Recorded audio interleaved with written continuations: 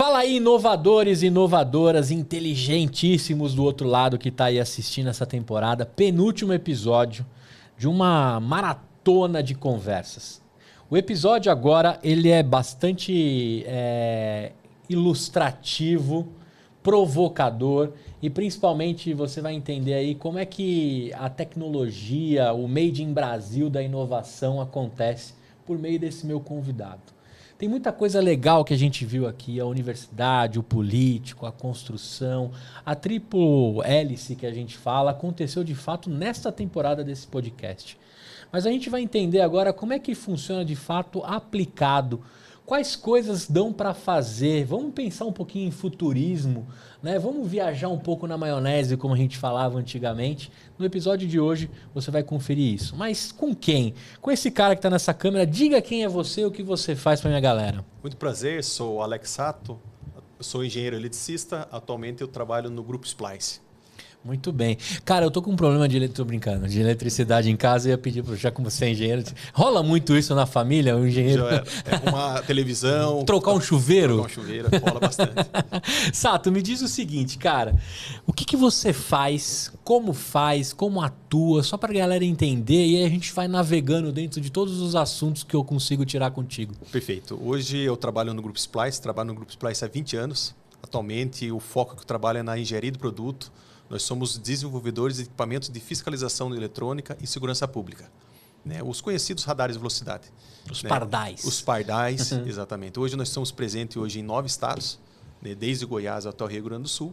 Né? E a gente trabalha hoje junto com os órgãos, os governos do estado. Governo, prefeituras, e entre os órgãos de segurança públicas também, a gente tem trabalhado junto com eles também. Depois eu tenho uma curiosidade que eu vou tirar contigo mais pro final do episódio. Não posso esquecer essa, já que você tá na crista desse assunto. Guarde que vai valer a pena a minha curiosidade. Olha só, quando a gente fala de inovação, de fluxo, de tudo acontecendo, a Splice tem, né, dentro da vertical de infra, né, rodovias. Está acontecendo agora um monte de câmera captando o carro para cima e para baixo. O que dá para fazer com isso para a galera entender e o quanto de inteligência artificial já está aplicado a isso? Perfeito, ótima pergunta. Hoje nós temos uma rodovia que tem presentes hoje 170 câmeras instaladas ao longo da rodovia, de 330 quilômetros. Nós tínhamos no nosso centro de controle operacional em torno de 40 funcionários olhando aquelas câmeras 24 horas. A gente otimizou para 1/4 desses operadores. Remanejamos esses operadores para outra locação, mas hoje a IA já nos dá as informações de forma imediata. O que é? Você ensina a ela o que você precisa de informação. Na rodovia, o que ocorre um dos problemas? Veículo parar no acostamento, parar no canteiro central, fogo, fumaça, animal na pista, objeto na pista, veículo na contramão, pessoas falando no celular. Meados de 2026, veículo na contramão. Veículo na contramão, muito uso de celular e pessoas ainda não usando o cinto de segurança. Então o próprio sistema gera esses alertas, cai para a central de controle para tomar uma ação. Se aquela situação for verdadeira, a gente manda uma inspeção de tráfego, uma viatura para tomar ação. Se aquela ação não é verdadeira, foi falsa, a gente tem o machine learning, a melhorar a nossa IA conforme a informação indicada pelo operador. Era uma sombra, um reflexo, um falso positivo, para quê? Que a gente vá melhorando a IA diariamente. Agora, Sato, quando a gente usa todo esse tipo de informação, está dentro de um campo de uma empresa privada. A Splice, né, tem o seu CNPJ estabelecido, os seus investidores e etc. Uma rodovia ela é uma concessão e vocês vão ganhando essas concessões conforme, né, as liberações e as concorrências. O quanto disso o federal, o estadual pode aproveitar dessas informações também? O quanto isso se conversa? Pensando nas rodovias que vocês atuam hoje, tem conexões entre, né, aproveitar que vocês estão tão à vanguarda da tecnologia, do governo e do estado se beneficiar disso também para algumas coisas? Sim. Hoje nós participamos de vários workshops apresentando essa tecnologia, né, porque hoje a IA está na vanguarda. Então, hoje a gente já teve oportunidade para apresentar para a própria agência reguladora do Estado de São Paulo, que é a Artesp. Né? Eles ficaram vangloriados porque falaram que hoje no Estado de São Paulo eles têm a rodovia do futuro. E nós participamos também de um projeto junto ao governo federal, que é a NTT. Né? Participando de um projeto, também fomos aprovados num projeto fazendo uma rodovia no futuro na região do Mato Grosso. que é a BR-163. Né? Então, as tecnologias aqui de Votorantim, de Sorocaba, está presente, né? No estado e no país também. Então, que legal. A gente também tenta compartilhar, não ficar só aqui, mas partilhar Brasil afora. Vocês têm tecnologia e visão computacional para identificar uma placa em quantos milissegundos? Eu vou falar que é menos de 1 segundo. É 100 milissegundos a gente faz uma detecção de placa. Caraca. Então, tanto da antiga quanto da nova. Lógico, a pergunta é óbvia, mas... Perfeitamente. Porque, qual o motivo? Né? A gente faz essa leitura porque em São Paulo, capital, tem um rodízio. Então, rodízio, você tem que fazer a aplicação da notificação ou registro fotográfico imediatamente no local. Sim. No equipamento em campo, não no servidor. E também, né, com essas informações das placas, a gente alimenta o banco de dados da Muralha Paulista, que é onde faz o cruzamento de informações e vê se aquele veículo tem alguma restrição. Roubo, furto, IPVA, licenciamento, entre outras. Né? Então, o equipamento tem que ser uma performance muito rápida, né? O método de fazer a leitura imediata, né? Para que a polícia tome uma ação de forma mais rápida para fazer uma abordagem de um veículo. Perfeito. Mas tanto placa quanto detecção de faces também. Agora, Sato, já que você trabalha há 20 anos lá, vamos lá. Eu sou de uma época que o famoso pardal, os radares, eram grandões, gigantescos, assim. Eram, de verdade, uns negócios meio malucos, assim. E, né, foi avançando, eles foram diminuindo, agora eles estão praticamente... Daqui a pouco vira um chip de celular, né? E tá tirando foto. O que aconteceu em tecnologia com isso? Só pra gente entender o avanço tecnológico também dentro do segmento que vocês estão.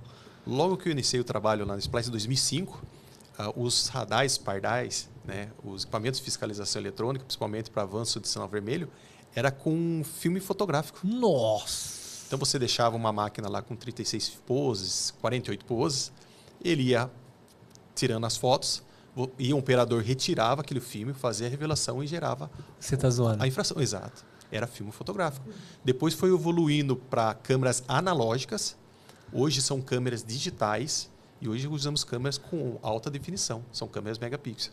Entendi. Então, em 20 anos, né, da câmera fotográfica, hoje com câmeras com alta performance, com a AI embarcada. Por isso que os caras conseguiam fazer os pega ainda na época, né? Porque talvez acabava as 48 poses da câmera, né? E dava tempo ainda na madrugada. Exatamente. De dar uma corrida.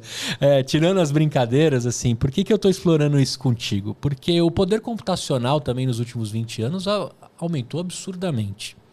Hoje você processar uma câmera em 100 milissegundos, né?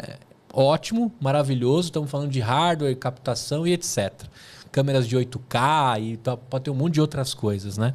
Mas o tempo que você faz aquilo com o dado, ou seja, até mesmo lá na muralha, e o tempo de pesquisa e de resposta, como é que está isso hoje também? Porque aí esse dado circulando, ele também tem que ser ágil. Tem que ser muito ágil, né? Tudo depende também do meio de comunicação. Hoje a gente fala muito do 5G, 4G, mas alguns locais que a gente trabalha, principalmente em rodovias, não funciona ou muito pouco estável o 3G. Né? E a gente tem que apelar para o satélite, né? Starlink, né? Ou alguma outra internet que precisa. Então, tudo depende do meio de comunicação que você está na ponta. Tá. O hardware é muito rápido, se o meio de comunicação for rápido, na ponta, né, para os órgãos de segurança pública, vai ser totalmente eficiente. A gente manda uma informação entre detectar a informação e alimentar o banco de dados de uma polícia, né, da Secretaria de Segurança Pública, em 5 segundos. Né? Entre tomar uma ação, entre eles verificar toda essa informação do banco de dados e retornar para uma viatura que esteja mais próxima daquele local, dá um total de 17 segundos. Entre campo, bateu as informações, cruzou a informação, retornou. Mas podemos melhorar. Pensa isso numa pessoa andando no centro. 17 segundos é muito pouco para ele se movimentar ali. Sim. Mas um veículo a 60 km por hora, quanto de distância ele já circulou? Então, quanto mais rápido a informação chegar, né, para eles é melhor para tomar ação. Cara, eu vou entregar um pouco a minha idade, mas também a minha nostalgia. Né? Você assistiu Chips? Que eram os policiais que tinham que, dentro da estrada, pegar as paradas. Eles tinham todo o charme lá do seriado em si. E eles sempre pegavam os caras, porque eles eram muito ágeis, né? Mas a gente sabe que aquilo não era uma realidade, né? E a gente está falando de 17 segundos, mesmo que dentro de uma velocidade grande dê para você, né, andar bastante. Mas a gente está falando de informar o próximo ponto, a ponto de assim, ninguém mais conseguir escapar dentro de uma anormalidade. Né? Se você cometer uma infração, você tem que pagar por aquilo e o sistema tem que trabalhar bem para isso. Cara, 17 segundos é pouco tempo demais, cara. E dá para melhorar mais isso em tempo de processamento? Dá para melhorar mais. O trabalho nosso é sempre isso, melhorar sempre a performance do nosso sistema. Né? Será que 5 segundos está bom? Vamos baixar para 3. Para que chegue na ponta de forma mais rápida, imediata. Para que o órgão de segurança pública tenha uma ferramenta boa para trabalhar. Porque se eu demorar muito para enviar a informação, 60 segundos, 1 minuto e meio, sim, vai ficando indiscreto e eles não vão começar a usar a ferramenta. Então, quanto mais eficiente, né, mais eles vão estar usando e a gente vai estar auxiliando eles também. Agora, são quantas rodovias que tem hoje com a Splice? Hoje a Splice tem uma concessão de rodovia, que é a Via Rondon, que inicia em Bauru, finaliza em Castilho.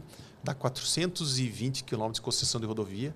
É uma concessão de 30 anos. Nós já estamos 16 na rodovia. Tá. Hoje, na parte de serviços operacionais, ela é uma das melhores rodovias do estado de São Paulo. Que legal. Ganhamos vários prêmios, de 9 ganhamos já 7 prêmios em serviços operacionais, graças à infraestrutura que nós temos de inspeção de tráfego, que é as viaturas que fazem a circulação, e a ferramenta que hoje nós temos desse sistema de controle operacional. Em 420 quilômetros de uma rodovia, eu imagino que aqueles pontos de apoio de serviço ao usuário tem que ser a cada 1 quilômetro. Isso. Hoje nós temos 7 pontos de serviço, sistema de atendimento ao usuário na rodovia. Tá. Temos algumas praças de pedágios e temos a inspeção de tráfego que hoje circula 24 horas. Isso é uma solicitação do órgão, da agência. Tá. Mas a ideia nossa é otimizar, não deixar circular as rodovias para não ter a parte de queima de combustível e usar a inteligência artificial melhorando a performance. E a viatura só vai fazer o atendimento quando necessário. Não circular para só fazer o plano do trabalho do dia. Dentro das verticais que a Splice trabalha, a que você está mais envolvida é nessa de infra e dentro das rodovias, ou você trabalha em todas como gerente de engenharia disso? Hoje nós estamos, como gerente da engenharia, nós estamos focados em todas. Tanto na parte da educação, na parte de infraestrutura, na parte de empreendimentos. A gente sempre está com um pezinho auxiliando. Cara, antes da gente ir para a tech, que eu acho que eu vou deixar por último, eu queria saber dentro dos empreendimentos, o que vocês estão fazendo de inovação, o que vocês estão usando de IA para empreendimentos, que é uma das verticais que vocês trabalham? Hoje a Splice, a gente usa a mesma ferramenta que a gente usa para rodovia, para cidades, a gente também usa para complexos inteligentes, que é para a parte de empreendimentos. Então, por trás disso, tem uma ferramenta que a gente chama que ela é multiprotocolos, orientado à API, né? Ou seja, qualquer dispositivo que eu trago para o empreendimento, eu consigo se conectar, porque ela é multiprotocolos. E na parte de vendas, a gente usa a parte da inteligência virtual na parte de realidade virtual aumentada e até o metaverso. Para quê? Que os nossos clientes consigam entrar dentro de empreendimentos e ver como que ele vai ficar. Então, você hoje colocando um óculos de realidade virtual ou aumentada, você consegue entrar no empreendimento e ver como que é um apartamento, como que é uma área de lazer, como é uma academia, para que trazer hoje os nossos novos compradores no universo do que eles vão ver na realidade quando for entregar o empreendimento. Vocês aplicam isso dentro do condomínio também, com portaria 24 horas? Porque se a gente for pegando as câmeras dentro dos empreendimentos, dá para fazer um monte de outras coisas, né? Parte de empreendimentos, controle de acesso, com câmeras de leitura de placas e câmeras com detecção facial para fazer o cruzamento, né? Tanto placa quanto a face, aquela pessoa está cadastrada, abre a cancela e ele entra no empreendimento. Uma pessoa jovem, um adolescente, ela pode entrar sozinha numa piscina? Não, somente que apresenta um pai. Então, faz um cruzamento de informações só para liberar aquele acesso com dupla checagem. Aí o celular do síndico não para, se der para mandar aviso, né?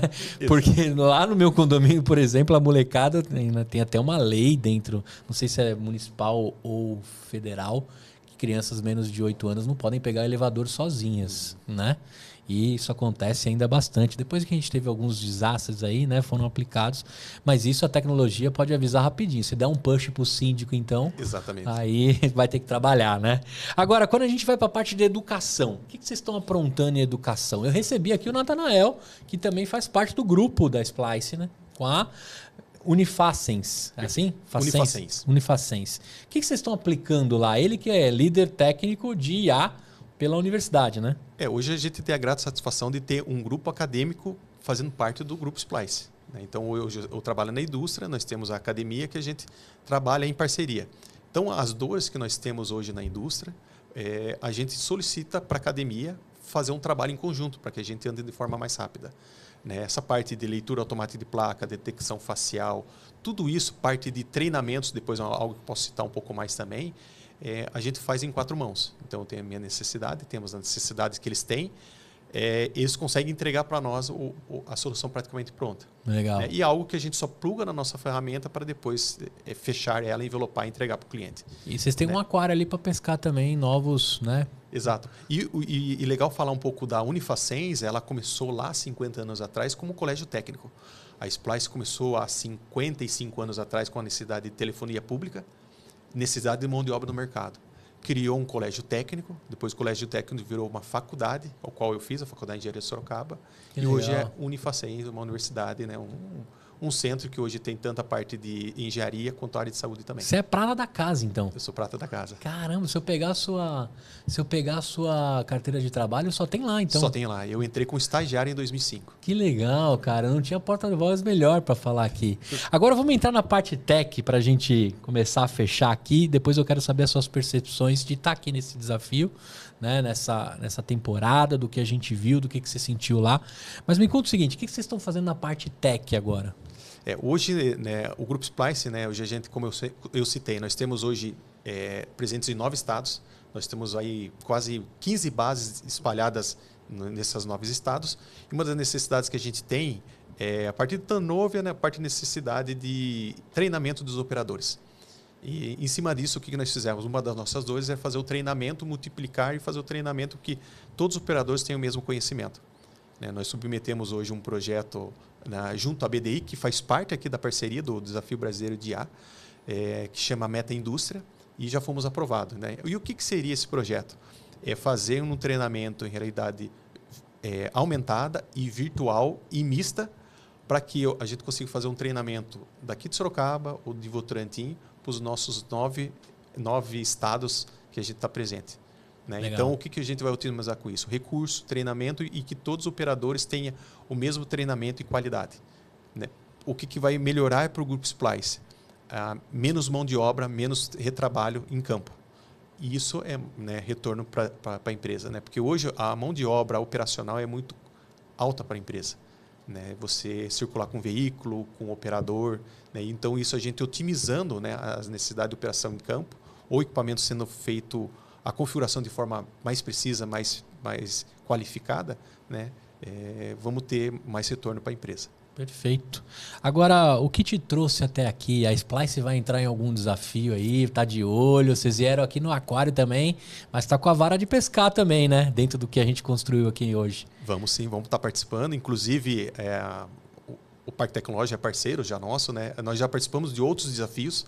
Participamos de um desafio chamado Sandbox Sorocaba, que foi um manifesto da cidade de Sorocaba, né, que o sandbox é uma caixa de areia, traduzindo, né, que você submete o projeto e faz todo o crivo e participa, e aí depois nós temos um relatório de aprovação tanto para o Parque Tecnológico, Inova e a Prefeitura.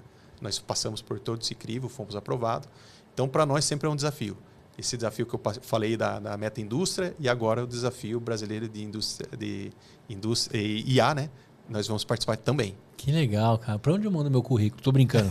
Mas não posso perder a noção aqui do episódio. Sato, agora vem a minha pergunta da curiosidade. Como vocês estão aplicando alguns radares, etc., eu venho percebendo, principalmente na cidade de São Paulo, aí você me disse o que vocês estão acostumados. Todo poste de pedágio agora tá com uns ganchos, umas paradas para baixo, assim, que eu falo, cara, será que alguém tá tentando roubar os radares? Isso é para animal? O que tá acontecendo que a gente tá colocando não sei se dentro dos que vocês estão fazendo, é como se fossem uns ganchos, umas paradas para baixo. O que tá rolando que tá precisando fazer isso? Hoje, os equipamentos de fiscalização eletrônica não são muito bem vistos, porque dói no bolso das pessoas. Mas se a pessoa andar junto à regulamentação da velocidade, não vai tomar multa. Então, tem a necessidade de a gente proteger o equipamento, de algumas formas. É depredação, então. A gente colocar aqueles ganchos, né, aqueles garfos, vamos dizer assim, para dificultar, para que a pessoa faça um vandalismo. Né? Colocar, às vezes, câmeras de vídeo monitoramento, fazer atendimento do equipamento. Né? Colocar alarme, se for aberto o armário, gerar um alarme na central. Infelizmente, a gente tem a necessidade de colocar segurança, inclusive, nos equipamentos de fiscalização eletrônica. Depedração mesmo do negócio, cara. Mas se o pessoal saber que hoje, com a instalação do equipamento de fiscalização eletrônica, os radares de velocidade, você diminui em torno de 40% de índice de acidentes, eles parariam de fazer a depredação dos equipamentos. Sim. Porque pode ser uma família, uma pessoa que com o equipamento ali reduziu a velocidade e não tomou uma multa ou deixou de ocorrer um acidente. né? Então, hoje o radar é muito útil, tanto na parte de segurança viária, quanto segurança pública também. Sim. Cara, obrigado pela curiosidade, né? Não sei se era uma coisa, pelo menos era minha. Eu tenho reparado bastante ultimamente. Eu comecei a pensar, a gente vai elucubrando um monte de coisa na cabeça, né? Aí eu falei, cara, será que tem animal que vai lá? Será que tem alguma coisa muito cara? De repente é chip de ouro, né? Que tira foto do negócio.